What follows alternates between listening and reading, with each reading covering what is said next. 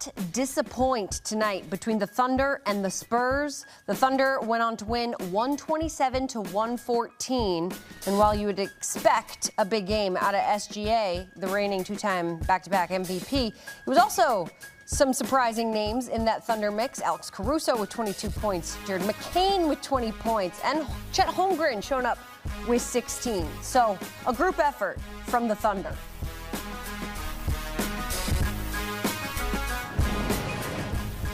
Time to welcome in CBS Sports NBA analyst John Gonzalez and Noah Bono. And no A.J. Mitchell, no Jalen Williams for the Thunder, but no problem in Game 5. Who went on to win that game, the Thunder? What was the biggest difference in the way that you think they played tonight? John, I'll start with you. Yeah, SGA got to the line. I mean, he wasn't super efficient. He had some turnovers, but it was a better performance for him in just being aggressive and knowing that if he can get a foul call and if he can get to the line, he's automatic when he gets there. Shot 17 free throws tonight, made 16, ends up with 32 points. I thought that was big. And then Mark Daigneault also juggling his lineup a little bit because in Game 3, his bench was huge. And then in Game 4, it wasn't. And so he decided, okay, no A.J. Mitchell, no Jalen Williams. Starts Jared McCain tonight, which I thought was really interesting and gutsy because this is a guy who has not started many games in his entire career, only came to the Thunder at the trade deadline, had a good Game 3 off the bench, but off the bench is different than being inserted into a starting lineup. So Cason Wallace goes back to the bench, and in the first half, it looked like it was a mistake. Jared McCain only had 2 points at the half, and then he goes nuts in the second half, ends up with 20 points. So that was a huge boost because they needed some offense. Hartenstein was excellent tonight. Chet Holmgren, welcome to the series. This wasn't a great game by Chet Holmgren standards, but a double-double. Still only took 9 shots, but this is one of those situations where he was basically useless and invisible in the beginning of the series. So the Oklahoma City Thunder are happy to get anything out of him, and this was more. So all around, it was a really nice bounce-back effort by the Thunder, but again, led by SGA, just being aggressive early and often. The second scoring punch that John touched on with Jared McCain getting rolling and then Alex Caruso having 22 points off the bench is so crucial for any team in the postseason. And the Thunder really lacked that, obviously, in Game 4. And then tonight, it just was Jared McCain getting rolling in the second half. And Shai, to me, outside of Games 2 and 3, seems like he's really struggled with a lot of the coverages that they've thrown his way to turn the ball over another 6 times. He did get 17 free throws. That's incredible. Victor Wembanyama also got to the line a ton, 12 of 12. The biggest thing in this game to me that stood out was how far away Victor Wembanyama was catching the basketball. I thought Jamal Crawford and Reggie Miller did a great job consistently hammering the point of why is he catching the ball so far away. I made a tally in the second half of how many times he touched it in the half court above the three-point line and total. He had 13 touches within actions in the second half. 9 of those 13 touches he caught beyond the free throw line. Think about how much extra work he was required to do when catching the ball that far out to then try to make a play down low. Only 3 of those 9 catches resulted in points above the free throw line. 2 made baskets, and the other one he got to the free throw line. It's not a winning recipe. You're playing exactly into the hand of the Oklahoma City Thunder defensively when you make it that difficult on yourself as the San Antonio Spurs to get your best player the ball so far away from the basket. I just thought it was just malpractice. I mean, because when we saw what Wemby was able to do in Game 1 and Game 4, when they just hammer the ball into him in the post, and when you run away from it like they did tonight, and in Game 2 and Game 3, this is the result. I mean, you just answered my question on why you thought Wemby maybe struggled this game, but I do want to talk about the Thunder because, John, you talked about this a little earlier, briefly. We were talking pregame. You wanted SGA to have a bigger presence. You wanted Chet Holmgren to not be invisible. How did they both show up differently that affected this outcome in Game 5?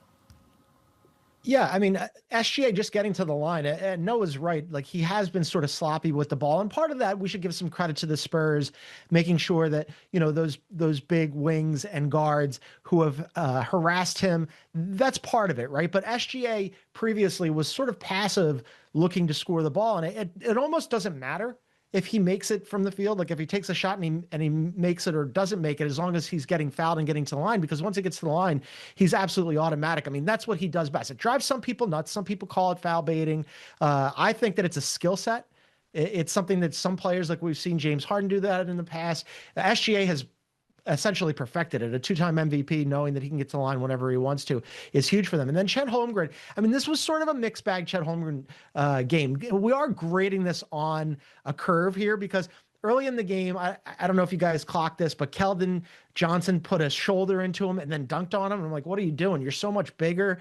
Chet Holmgren, you were the runner-up defensive player of the year, and you're letting Keldon Johnson, who's like a half foot shorter than you, just body you. And then Wemby blocked him as well. But he also had a dunk on Wemby, and I thought, okay, well, that's good. He's being aggressive, but still only 9 shots for him tonight. I mean, once again, Jared McCain took significantly more shots. They're getting away with it here. They're up in the series, but I still want to see more from Chet Holmgren. But on the other side, for sure, what Noah was saying about Wemby makes no sense. We saw it in game 3 and then in game 5, where he's catching the ball so far out. And in game 4, he wasn't doing that, right? They got aggressive with him going into the paint. That's what I want to see from Chet Holmgren.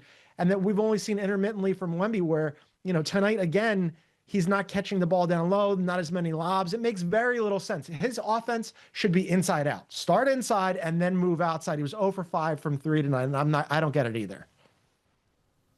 It's interesting, too, because when you think about what Jared McCain did in the second, that's when Chet Holmgren sort of started to drop off and we saw less production from him. He was big in the first quarter, a little bit in the second quarter. Jared McCain was not. So it's almost like this flip-flop. They oscillate between the two of who's going to be that second scoring punch. Meanwhile, Alex Caruso still flirting with being, this lethal role player.